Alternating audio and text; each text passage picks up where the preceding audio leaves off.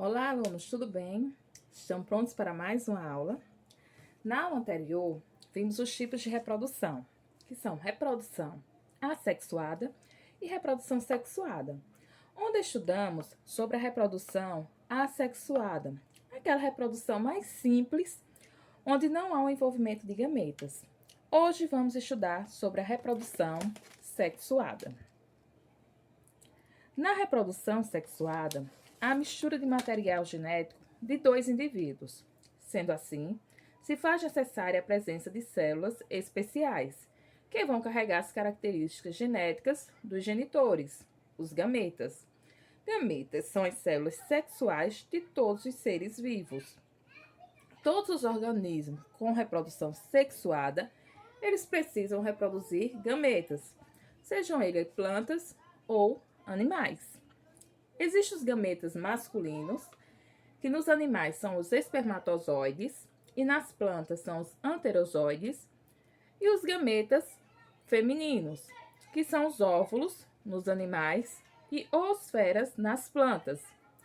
Essas células são responsáveis por carregar as características genéticas, que serão transmitidas de uma geração para outra.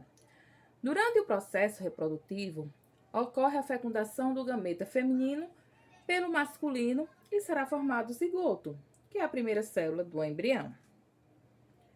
No processo de reprodução, a combinação dos genes dos genitores, no caso, dos pais. Fato esse que faz com que a prole, os descendentes, apresentem algumas semelhanças entre os pais e os irmãos. Entretanto, não os fazem idênticos como acontece na reprodução assexuada. Na reprodução sexuada, existem algumas desvantagens, porque envolve dois indivíduos, há um maior gasto de energia e tempo para que esta reprodução ocorra. Nos animais, por exemplo, muitas espécies têm rituais sexuais para a conquista de parceiros, logo a maior demanda de energia. Além disso, a geração de seres mais complexos também demanda mais tempo na especialização e formação dos diferentes tipos de células. Alguns animais, eles apresentam comportamentos reprodutivos. Na época de acasalamento, isto é, a altura em que se reproduzem, apresentam comportamentos reprodutivos muito diversos, tais como parada nupcial e as lutas. Também utilizam vários sinais sonoros, olfativos e visuais para atrair um parceiro. Vamos ver alguns exemplos de comportamento reprodutivos de alguns animais. O pirilampo, ele emite uma luz atraindo os seus parceiros. O pombo, ele persegue a fêmea, exibindo o pescoço arrugalhando. Já o pavão, ele corteja a fêmea, exibindo as suas bonitas penas. Os tigres liberam odores que indicam aos parceiros que estão prontos para o acasalamento. Já os ursos, eles lutam para marcar seu território e assim atrair fêmeas. O pisco de peito ruivo é a fêmea que inicia a parada nupcial. Os veados machos, eles lutam entre si. O vencedor acasala com todas as fêmeas da manada. Já os hipopótamos machos, através das fezes e urinas lançadas nos rios, eles demarcam seus territórios. A parada nupcial nos golfinhos pode durar semanas. O macho realiza acrobacias e quando a fêmea se aproxima, o macho esfrega-se nas suas barbatanas. Algumas borboletas fêmeas, elas liberam um cheiro característico para atrair o macho, o qual detecta este odor a centenas de metros de distância. Já o galo faz o corte à galinha, exibindo suas penas, arrastando a asa e emitindo sons que impressionam para poder acasalar. O meiro ou pitacilgo usa canto para chamar a atenção da fêmea, no caso são sinais sonoros. Então, assim, os animais, eles procuram impressionar e atrair os seus parceiros de diversas formas, de várias maneiras, durante a época de reprodução. Vamos ficar agora com um pequeno vídeo só para descontrair de como os animais, eles fazem de tudo para chamar a atenção do seu parceiro.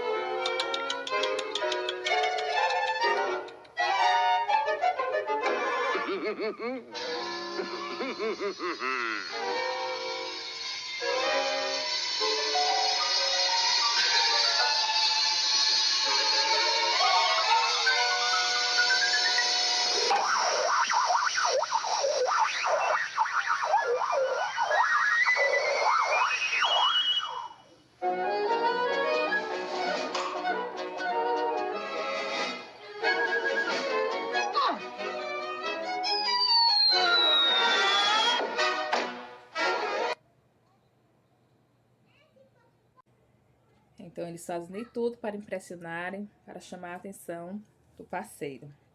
Então, vamos agora saber quais são as vantagens da reprodução sexuada. Apesar de ser dispendiciosa energeticamente, a reprodução sexuada tem um grande valor adaptativo, uma vez que aumenta consideravelmente a variabilidade genética. Esse aumento de variações entre os indivíduos de uma população torna mais fácil a sobrevivência da mesma. Caso ocorra mudanças no ambiente, como os indivíduos dessa população são diferentes entre si, uma mudança ambiental pode afetar a todos, como também pode não afetar um pequeno grupo que tem alguma característica que lhe permita sobreviver a esta mudança. Desta maneira, este grupo sobrevivente poderá perpetuar aquela população. Mas afinal, o que é a variabilidade genética? Quando falamos de variabilidade genética, referimos à diversidade de alelos presente em determinada população. Essa variabilidade é responsável por promover características morfológicas e fisiológicas dos organismos, ou seja, é responsável por garantir que dentro de uma espécie existam variações entre as características de cada indivíduo. Na espécie humana, na nossa, por exemplo, podemos observar facilmente como a variabilidade genética provoca diferenças individuais, sendo possível distinguir diferentes tonalidades de pele, altura, cabelo, entre outras características.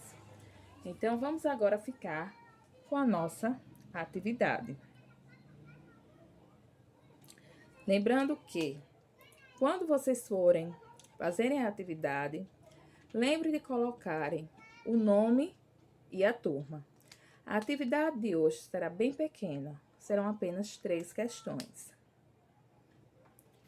Na questão 1, os gametas são estruturas essenciais para que ocorra a reprodução sexuada, sendo produzidos por todos os organismos que realizam esse tipo de reprodução.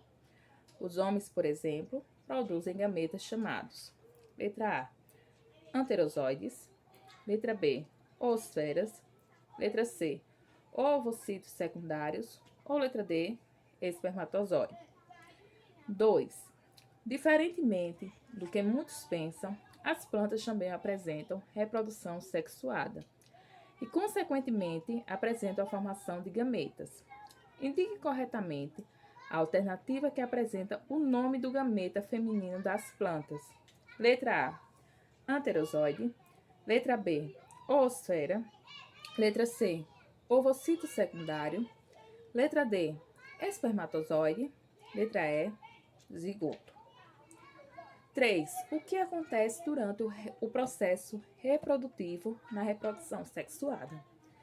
Então, meus alunos, por hoje a gente fica aqui. Espero vocês na próxima aula. Espero que todos respondam à atividade. Estou aguardando ansiosamente.